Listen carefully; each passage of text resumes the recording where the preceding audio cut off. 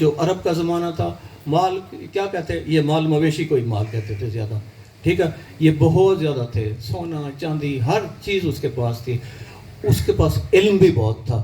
وہ پہنچ گئی، ٹریس کر لیا اس نے، مکہ پہنچ گئی. اس نے کہا اب نور کہاں ہے؟ وہ دیکھتی رہی. اس کو حضرت عبداللہ رضی اللہ تعالیٰ آپ نظر آ گئے. انہوں نے کہا یہ تو نور آ گیا، نور تو پیشانی میں چمک رہا ہے.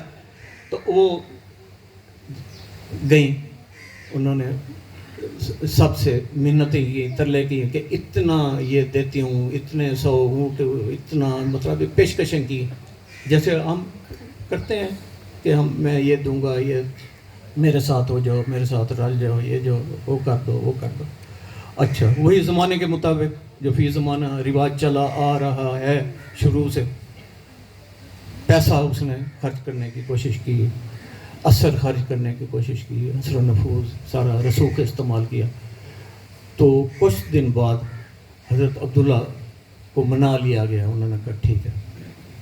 تو اگلے دن جب وہ آئے تو وہ کہتی ہے میں تو نہیں شادی کرتی، میں نکاح نہیں کروں گی.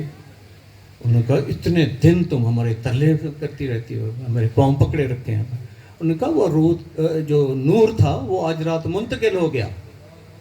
وہ نور اس رات اللہ تعالیٰ نے بطن مبارک بی بی آمنہ میں منتقل فرما دیا. ٹھیک ہے.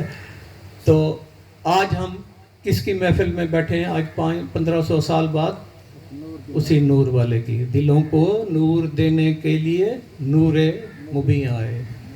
وصلی اللہ علی نور کذو شد نورہا پیدا.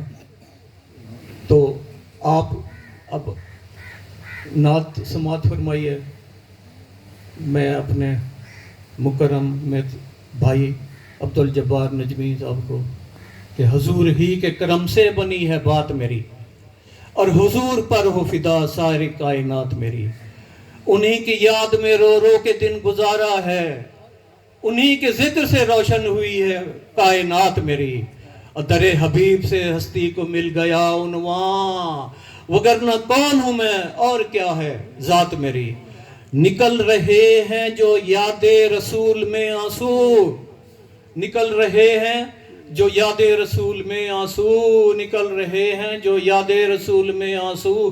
یہی درود ہے میرا، یہی صلات میری. صلات کے لیے، درود کے لیے نجمی صاحب تشریف لے آئیں.